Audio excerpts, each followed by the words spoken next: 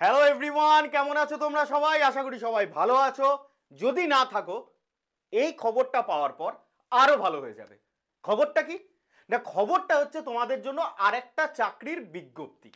একদমই সঠিক, আরেকটা চাকরির বিজ্ঞপ্তি কিন্তু তোমাদের জন্য নিয়ে চলে এসেছি। ঠিক আছে, দেখো, আমরা সবাই জানি রেলওয়ের রিক্রুটমেন্ট কিন্তু এখন তুঙ্গে। সিট সংখ্যা একটু কম, ঠিক আছে, কিন্তু কিন্তু আবার বিজ্ঞপ্তি বেরিয়ে গেছে, অর্থাৎ নতুন করে আবার রিক্রুটমেন্ট। কোথায়? ভালো করে দেখো, dedicated fruit corridor corporation of India limited.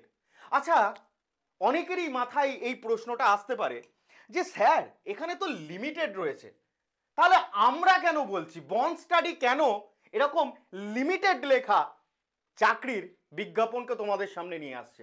কারণ আছে। কারণটা কোথায় না, কারণ হচ্ছে এটা একদম মিনিস্ট্রি অফ রেলওয়েজ এর পাকা সরকারি চাকরি, অর্থাৎ কেন্দ্রীয় সরকারের চাকরি। একদমই সঠিক শুনেছো, এটা লিমিটেড লেখা আছে, অর্থাৎ এটা কোনো প্রাইভেট লিমিটেডের মতো চাকরি না, এটা সরকারি চাকরি। কারণটা কি? কারণ হচ্ছে রেলওয়ে বিভিন্ন কোম্পানির সাথে টাই আপ করে এবং বিভিন্ন কোম্পানিও রেলের সাথে টাই আপ করছে, কিন্তু এই চাকরিটা পুরোপুরি তোমাদেরকে দেবে মিনিস্ট্রি অফ রেলওয়ে। এবার সিট সংখ্যা তোমাদের হয়তো মনে হতে পারে 642টা সিট খুবই কম। না, এই যে বিজ্ঞপ্তি, এটা কিছুক্ষণ আগে বেরিয়েছে, অর্থাৎ এর ফর্ম ফিল আপ কিন্তু সবাই করবে না। আর এর জন্য যোগ্যতা কত? মাধ্যমিক পাস। বারবার বলছি, মাধ্যমিক পাশে কেন্দ্রীয় সরকারের চাকরি, আবার রেলে। ঠিক আছে, আচ্ছা, মাধ্যমিক পাস ছাড়া আর কি কেউ অ্যাপ্লাই করতে পারবে না? ডিটেলে জেনে নাও। দেখো, জুনিয়র ম্যানেজার ফাইন্যান্সে একটি জেনারেলের সিট আছে, একটি মাত্র জেনারেলের সিট আছে, ওকে, নো প্রবলেম। ওবিসি এনসিএল এ দুটো, অর্থাৎ টোটাল আছে তিনটে। বেশ। সেকেন্ড দেখো, এক্সিকিউটিভ সিভিল কতগুলো আছে ইউআরএ? 16টা। 16টা। এসসি 5, এসটি 3, ওবিসি 9, এইভাবে টোটাল 36টা।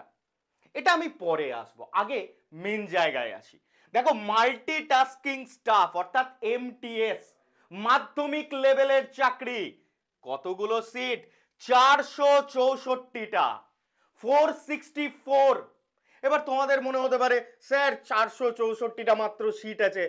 প্রথম দেখো, তোমার জন্য লাগবে একটি সিট, আর কেন্দ্রীয় সরকারের চাকরি, মাত্র মাধ্যমিক পাশে। হ্যাঁ কি না? হ্যাঁ কি না? তো দেখো, এক্সিকিউটিভ সিগন্যাল অ্যান্ড টেকনিশিয়ানও আছে, তার জন্য রয়েছে 28টা ইউআরএ, 7টা এসটিতে, এসসি 9টা, টোটাল 75টা। আর কি চাই তোমাদের? এই বিজ্ঞপ্তি এখনো পর্যন্ত অন্য কোথাও কিন্তু প্রকাশ্যে আসেনি। আমরা বন্ড স্টাডি তোমাদের জন্য, যাতে তোমরা সবার থেকে দুপা এগিয়ে থাকো, তার জন্য তোমাদের জন্য নিয়ে এলাম।